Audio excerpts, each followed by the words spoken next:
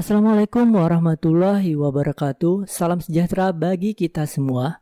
Perkenalkan, nama saya Yazid Taufar MKom. Saya adalah seorang dosen di program studi D3 Teknik Informatika Politeknik Hasnur. Video ini merupakan pernyataan diri dosen dalam unjuk kerja Tridharma Perguruan Tinggi PDD UKT-PT bidang pengajaran, dibuat dalam salah satu prasyarat untuk mengikuti sertifikasi dosen di tahun 2023. Saya akan menjelaskan beberapa hal terkait keilmuan saya dan relevansinya dengan mata kuliah yang saya ampu dengan pendekatan DAA, Delivery, Interaction, dan Assessment. Saya menjadi dosen sejak tahun 2019 dengan kualifikasi akademik ilmu komputer. Konsentrasi keilmuan di bidang pemrograman web dan machine learning. Berdasarkan konsentrasi keilmuan dan kualifikasi akademik yang saya miliki tersebut, maka saya ditugaskan untuk mengampu mata kuliah yang relevan yakni pemrograman web dan pemrograman web lanjut. Pada kesempatan kali ini saya akan menjelaskan tentang salah satu mata kuliah utama yang saya ampu, yaitu pemrograman web. Deskripsi singkat mata kuliah, luaran mata kuliah, dan mode yang digunakan dalam proses pengajaran. Deskripsi singkat mata kuliah pemrograman web. Mata kuliah pemrograman web ini mengajarkan kepada mahasiswa teknik-teknik pemrograman web dengan memahami makna pemrograman web, desain, pengkodean, dan pengecekan serta manajemen file pada sebuah pembuatan web natif. Mata kuliah ini terdapat pada semester ganjil dengan bobot SKS yaitu 4 SKS, 2 SKS teori, dan 2 SKS praktikum. Proses pembelajaran dilakukan dengan pendekatan problem based learning, project based learning, cooperative learning, forum diskusi, penyampaian materi dalam bentuk presentasi, pemberian tugas secara individu dan kelompok, penyediaan bahan kuliah dalam bentuk bahan ajar. Pada akhir perkuliahan, setiap mahasiswa diwajibkan mengerjakan tugas besar, yaitu membuat sebuah program yang merupakan solusi dari permasalahan sehari-hari, menuliskannya dalam laporan, dan mempresentasikannya. Monitoring dan umpan balik dari mahasiswa akan dilakukan dalam pelaksanaan kegiatan pembelajaran.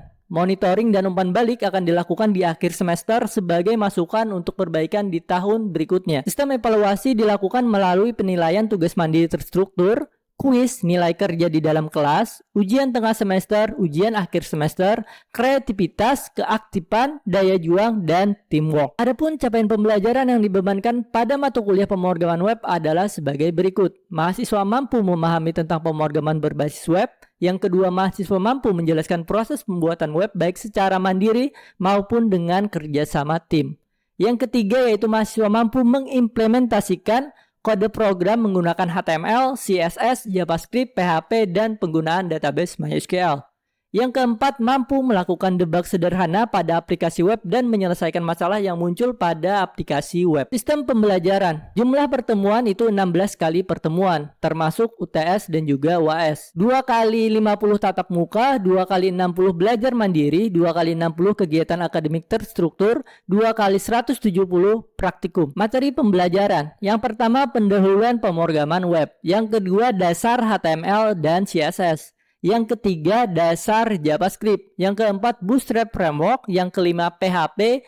Yang keenam, database MySQL dan PHP. Nah, setelah saya menjelaskan deskripsi singkat mata kuliah yang saya ampu, selanjutnya saya akan menjelaskan teknik pengajaran saya dengan menggunakan metode DAA, Delivery, Interaction, Assessment. Yang pertama, delivery. Bagaimana cara saya menyampaikan materi perkuliahan kepada mahasiswa? Ada 2 strategi yang saya gunakan dalam menyampaikan perkuliahan penyampaian dengan menggunakan textbook. Textbook yang saya gunakan merupakan karangan dari Muhammad Reja Paisa dan Priska Abadi, yaitu pemrograman web dasar 1, Sidik Beta, pemrograman web dengan PHP 7, Arif MR, itu pemrograman web dinamis menggunakan PHP dan MySQL. Terus ada Gary On, itu dengan judul Learn to Code, Learn HTML, CSS, and JavaScript, and Build a Website, Apps, and Game. Pembahasan case study.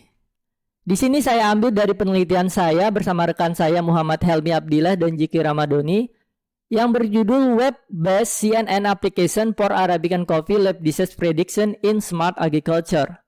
Dan juga ada video pembelajaran saya di channel YouTube saya di Yazid Taufar. Yang kedua, interaction. Bagaimana saya berinteraksi dengan mahasiswa? Dalam mata kuliah saya ada beberapa saluran komunikasi yang saya gunakan. Yang pertama, di dalam kelas saya selalu mengajak mahasiswa untuk berpartisipasi aktif, untuk bertanya dan mengemukakan isu-isu di kelas agar proses belajar mengajar di kelas menjadi komunikatif dan dua arah. Yang kedua, menggunakan media WhatsApp Group sebagai sarana diskusi di luar kelas selama semester berlangsung. Saya juga berpartisipasi jika di grup ketika ada yang mengalami kendala error di dalam codingan yang mereka buat.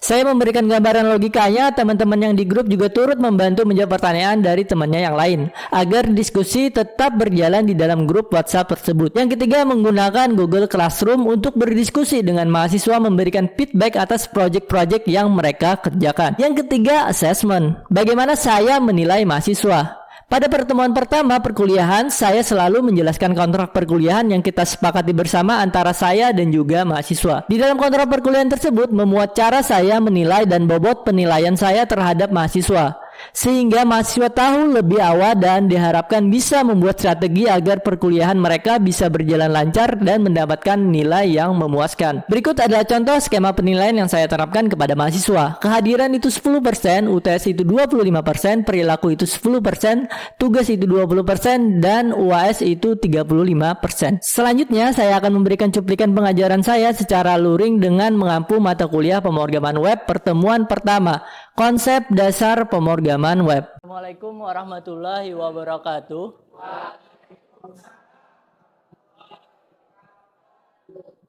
Perkenalkan, nama saya Yajid Aupar. Di sini saya mengampu mata kuliah yaitu pemrograman web. Ini ada di semester 3 dengan bobot SKS itu 4 SKS. 2 SKS teori dan juga 2 SKS praktikum. Nah, di sini kita bakal 2 SKS teorinya. Lanjut ke materi yang pertama nih. Materi yaitu konsep dasar pemrograman web. Nah, ada yang tahu nggak apa definisi yang tepat untuk pemrograman?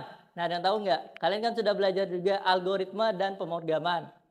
Nah, pemrograman itu sendiri ada yang tahu nggak? Apa itu pemrograman? Ayo, siapa yang tahu? Coba, Kak. Nah, coba. Apa itu pemrograman?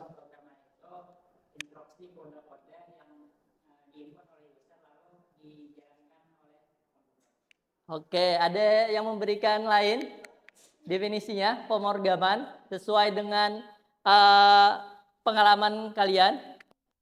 Ada yang bisa bantu? Yang perempuan sekarang. Ayo, siapa yang perempuan?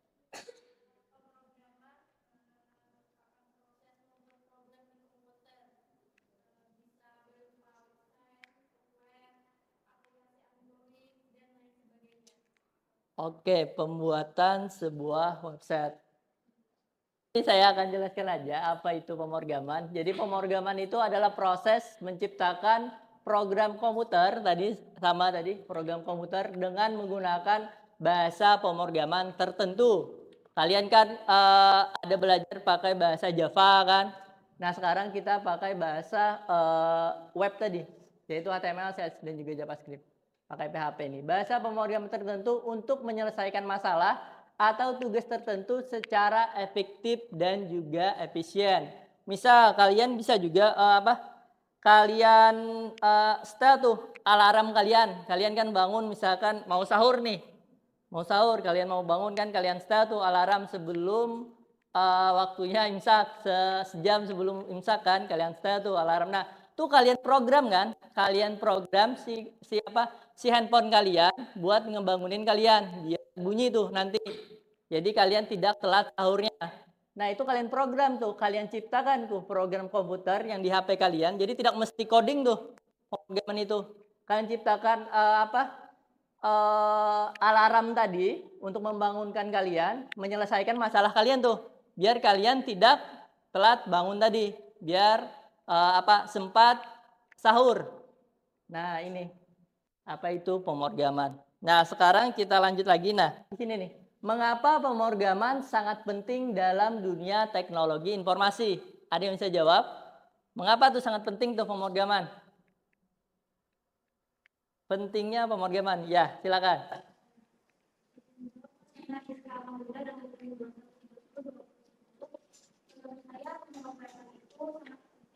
Dalam dunia teknologi informasi, karena dengan cara memprogram kita menciptakan sesuatu yang baru agar teknologi yang sebelumnya lebih berguna. Oke, untuk menciptakan teknologi yang baru tadi. Ada lagi yang mau menyampaikan tanggapannya? tentang mengapa pemrograman itu sangat penting nih di dalam teknologi informasi. Pemrograman sangat penting. Coba silakan, Rizan. Mengapa pemrograman sangat penting? Karena seperti yang kita ketahui bahwasanya zaman dulu itu mungkin tidak ada teknologi apa yang menyebabkan tadi teknologi, maka kegiatan itu lambat dilakukannya. Tapi ketika adanya teknologi informasi, maka penyebaran informasi dan juga melakukan hal itu lebih mudah lagi. Oke, nah itu tadi ada beberapa masukan atau jawaban dari beberapa mahasiswa. Nah, di sini saya juga menjelaskan mengapa pemrograman penting. Nah, pemrograman itu penting dalam dunia teknologi informasi karena memungkinkan penciptaan aplikasi dan solusi teknologi tadi untuk mempercepat tadi serta meningkatkan efisiensi dan integrasi antara perangkat lunak dan perangkat keras. Yang awalnya misalkan manual, sekarang bisa jadi lebih cepat, bisa dikirim penyebaran informasinya lebih cepat. Yang awalnya pakai surat kabar kan, sekarang pakai sosmed aja itu udah paling cepat tuh informasinya. Nah, ini adalah pentingnya pemrograman. Nah, sekarang ini nih, kan tadi pemrograman udah. Sekarang website. Apa itu website? Ayo, ada yang mau menjawab? Apa itu website? Ya, silakan. Ya. Kumpulan halaman yang berisi informasi baik foto, video atau teks. Oke. Kumpulan halaman tadi yang berisi video atau teks. Ada lagi yang lain? Apa sama semua dengan itu jawabannya? Nah, kita saya next saja. Nah, ini nih. Apa itu website? Nah, jadi website itu adalah kumpulan halaman yang isinya adalah informasi, tadi benar. Tepat, bisa gambar, teks, ataupun video dan lain-lain. Dapat diakses dalam jaringan internet lewat komputer atau smartphone kalian. Jadi bisa pakai laptop kalian atau pakai HP kalian. Nah, sekarang berikan contoh website. Ada yang memberikan contoh website? Ayo, paling gampang pertanyaannya. Berikan contoh website minimal 3 deh, atau 5. Ya, silakan. Google, Facebook, apalagi? Instagram, Twitter, sama?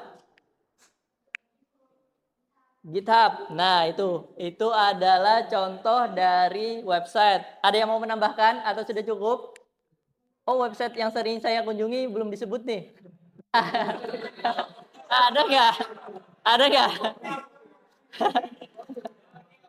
Ada yang mau menambahkan? Nah, ini nih beberapa contoh website tadi. Ini belum disebut juga nih. YouTube nih. Sering nggak kalian ngunjungin ini? Nih, YouTube. Ada Facebook juga. Ada nih, siapa nih yang sering kunjungin Shopee nih? Biasanya nungguin flash sale tuh di sini tuh nih. Atau nungguin live-nya tuh, live Shopee biasanya kan. Nah, bagaimana website dapat digunakan untuk tujuan bisnis atau pribadi? Nah, gimana nih caranya nih?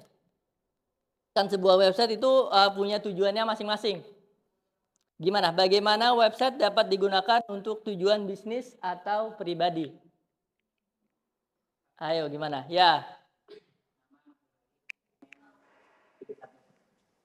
Kalau website untuk penggunaan bisnis itu contohnya kayak membuat marketing ataupun memasarkan produk-produknya. Kalau website untuk pribadi itu contohnya seperti blog pribadi atau juga website portfolio. Oke. Nah, itu tadi. Jadi setiap website itu punya tujuannya masing-masing. Contohnya tadi untuk memasarkan sebuah produk. Tadi contohnya tadi kan nih, Shopee ini kan memasarkan sebuah produk tadi. Nah, kalau yang YouTube memasarkan video yang kita bikin, atau Facebook ini juga bisa jadi blog tadi buat kita nulis-nulis tadi. Ini nih, masing-masing punya tujuannya masing-masing. Tiap website tadi. Nah, website dapat digunakan untuk mempromosikan produk atau jasa, berbagai informasi atau konten, contohnya tadi konten video tadi, membangun jejaring sosial, nah sosial media kan, terus membangun citra, merek atau identitas online, tadi meningkatkan apa? Semakin banyak followers di Instagram kita, misalkan kita jadi mudah tuh memasarkan sebuah produk tadi. Nah, memperluas jangkauan dan keterlibatan pengguna melalui strategi pemasaran digital. Nah, jadi kita memasarkan entah itu diri kita atau barang yang kita jual tadi. Memasarkan diri tadi maksudnya bukan hal yang negatif ya, tapi memasarkan diri tadi kemampuan kita tuh ini nih, tentang kita bisa bikin video. Nah, kita upload tuh karya-karya kita. Nah, di itu nanti orang jadi tertarik, oh kalau saya ingin bikin video saya ke dia aja nih. Dia saya lihat apa sering upload video tadi dan videonya bagus-bagus. Nah, seperti itu. Untuk memasarkan diri tadi. Pemasaran digital namanya. Nah, sekarang apa pengertian dari pemrograman web? Tadi kan udah tuh, pemrograman ini pengertiannya. Web tuh ini. Nah, sekarang apa pengertian dari pemrograman web? Kalian gabung tuh artinya. Ada yang bisa jawab?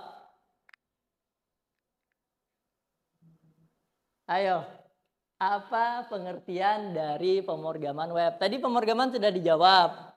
Website juga sudah dijawab. Contoh-contohnya juga sudah ada. Tujuannya juga sudah ada.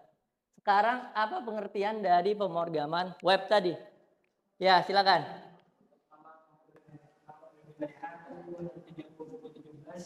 Pemrograman web ialah penulisan kode atau bahasa yang tujuannya untuk membangun sebuah situs web. Oke, tujuannya untuk membangun sebuah website tadi. Ada yang mau menambahkan? Ya, silakan. Ya. Proses pembuatan instruksi untuk menciptakan program atau aplikasi berbasis internet yang dapat diakses melalui browser. Oke, dapat tambahan tadi dapat diakses melalui browser. Nah, coba kita lihat apa yang saya tuliskan di sini.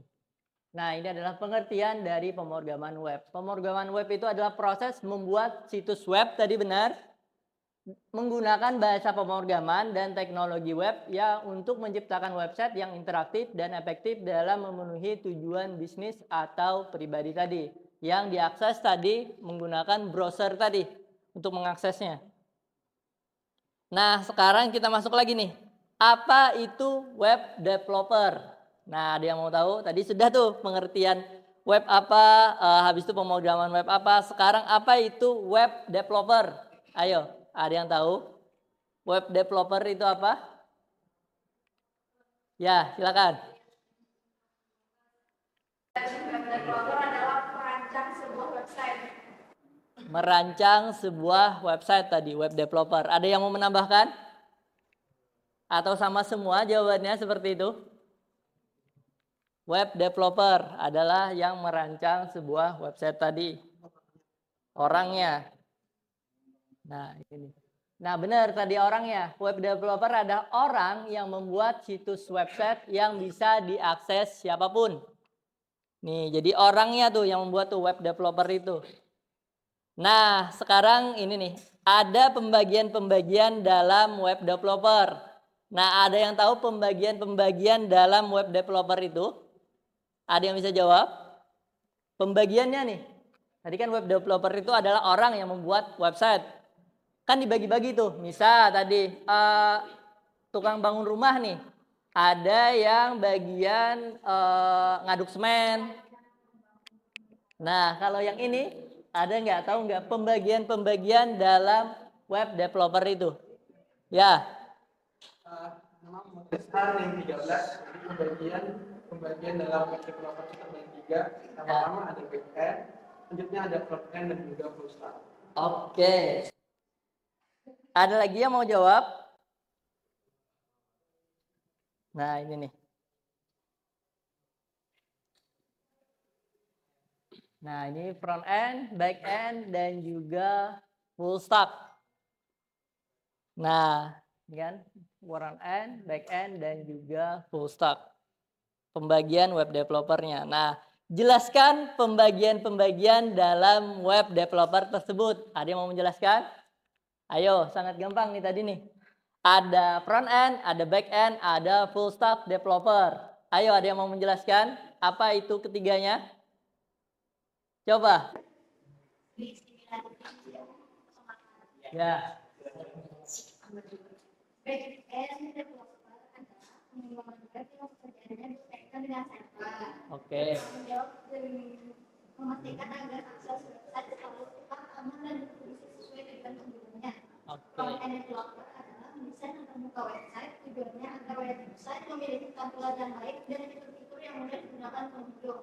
Full stack developer adalah developer yang melakukan pekerjaan front end dan back end sekaligus. Full stack developer harus mampu membuat tampilan fitur website sembari mengoptimalkan kecepatan dan keamanan dari sisi server. Oke, itu tadi jawaban dari teman kalian. Ada lagi yang mau menambahkan atau udah cukup seperti itu? Oke, nah sekarang kita coba lihat sini. Nah, ini adalah animasinya, pembagian web developer tadi. Nah, ini adalah front end yang dilihat. Nah, ini adalah back end belakangnya yang memastikan si kecepatan si website tadi di bagian server. Nah, ini pengertiannya tadi hampir sama. Ketika Anda melihat tampilan dan interaksi pada sebuah situs website, itu bagiannya web developer. Kalau back end itu mengurus hal-hal seperti pengelolaan server tadi benar, dan database yang tidak terlihat. Nah, kalau full stack itu adalah gabungan dari keduanya yang mampu mengurus seluruh aspek pembuatan sebuah situs web tadi. Jadi ada front end, ada back end, ada full stack tadi. Nah, sekarang berikan contoh gambaran dalam kehidupan sehari-hari tentang front end, back end, dan full stack web developer. Ada yang mau memberikan contohnya dalam kehidupan sehari-hari ini seperti apa sih? Gambarannya? Front end itu seperti apa? Back end itu seperti apa? Full stack itu seperti apa? Oh, misal ini mirip dengan yang ini nih. Front end itu bisa seperti ini, orang ini. Nah, itu ada yang mau menjelaskan? Apa? Nah, ini. Ini. Pengertiannya. Nah, gambaran umum sehari-hari nih. Nih, sehari-hari kalian pernah nggak ngelihat, ini front end ini sama halnya dengan si pekerjaan A, back end ini sama halnya dengan pekerjaan B, full stack ini sama halnya dengan pekerjaan C. Nah, ada yang tahu nggak? Ada yang bisa merepresentasikan nggak dalam kehidupan sehari-hari tuh ketiga bagian ini? Ya, silakan. Kalau mungkin saya analogikan ini kayak di restoran. Ya. Jadi bagian backend itu adalah orang-orang yang ada di dapur-dapurnya itu kayak kokinya segala macam. Sedangkan front end itu kayak orang-orang yang nerima tamu. Oke. Ketika kita datang, jadi dia yang langsung berhubungan dengan user. Dan full stack itu adalah mungkin karena gabungan dari keduanya kemungkinan manajernya kayak dia. Oke. Ada lagi yang mau memberikan gambaran? Ada lagi? Ada lagi yang memberikan gambaran? Nah, kalau nggak ada, saya coba jelaskan di sini. Nah, sama halnya tadi tuh. Front end web developer itu adalah orang yang melayani tamu tadi di sini nih. Nah, ini tampilan yang di sini, habis itu dekorasinya itu bagian front end. Dekorasi ada lampu-lampu di sini, habis itu pelayanannya, ada menunya yang enak, itu bagian front end web developer. Dia menyajikan yang terlihat oleh si pengunjung. Pengunjung datang ke lokasi, oh tempatnya bagus nih, bisa foto-foto buat Instagram, diupload. Nah, itu bagian front end tuh yang ngurusin. Oh, kursinya harus ini, oh ada lampunya di sini biar orang bisa foto-foto. Nah, ini bagiannya front end. Kalau back end tujuannya adalah membuat makanan yang enak tadi. Mereka tujuannya membuat makanan yang enak. Kalau yang ini membuat tampilan tadi terlihat menarik tadi, makanan tadi disajikan dengan si tamunya dilayani dengan ramah, habis itu disajikan dengan bagus makanannya. Nah, kalau ini berhubungan dengan rasa tadi. Oh, ini enak kan enggak? Cepet enggak dia masaknya, sama seperti server tadi kan? Cepet enggak sih servernya? Kalau tampilannya bagus tapi lama pembuatannya, tentu si pengunjung bakal kecewa juga kan? Ketika kita ngakses sebuah website nih, websitenya bagus, ada gambar ini, gambar itu, tapi lama sekali loadingnya. Kan kita jadi tidak menarik lagi untuk melihatnya. Sama dengan ini, kita pesan misalkan makanan nasi goreng misalkan, lama sekali sampai enak nih si kokinya ngebuat, ada dicampur ini, campur ini, lama si pengunjungnya udah keburu lapar. Ya, nah itu tadi. Nah, jadi ini mereka harus saling berkaitan tadi. Jadi harus saling melengkapi. Makanya nggak bisa cuma ada front end, nggak bisa cuma ada back end aja. Nah, tapi ada yang bisa cuma satu orang aja nih. Full stack nih. Full stack dia. Nih, dia yang goreng, dia yang nanya juga, ini pedas atau manis nasi gorengnya biasanya kan. Kalau pedas karetnya 2 ya katanya. Nah, itu kan. Nih, ini nih. Si tukang nasi goreng yang gerobakan ini. Dia sendiri tuh. Dia sendiri yang dorong gerobaknya, dia yang kembalian uangnya, dia juga yang itu. Jadi semua dia kerjain. Nah, itu dinamakan full stack tadi. Full stack. Nah, kalau web developer tadi yang ngerjain keseluruhan tadi. Nah, ini adalah contoh kehidupan sehari-hari tentang apa itu front end, apa itu back end, apa itu full stack tadi. Nah, kesimpulan. Jadi website itu adalah kumpulan halaman yang isinya adalah informasi, bisa gambar, teks, maupun video tadi.